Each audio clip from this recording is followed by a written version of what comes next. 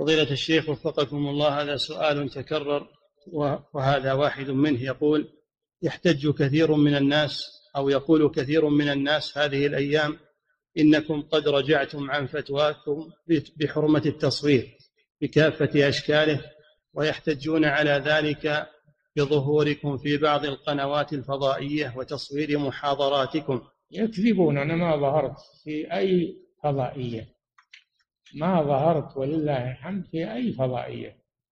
أما إنهم يأتون ويأخذون من المحاضرة يأخذون وأنا ما أذنت لهم ولا حتى ما دريت عنهم، هذا إثمه عليهم، إثمه عليهم. أما إني ظهرت في فضائية فهذا كذب. أنا ما ظهرت ولله الحمد في أي فضائية، رغم المحاولات معي ما أجبتهم بذلك، لأن يشوف اللي هم خدعوا أوقعوهم في أغلاط وأوقعوهم في بلاوي، سلطوا عليهم الناس. هي حبالة، هذه الفضائيات حبالات، احذروا منها. نعم.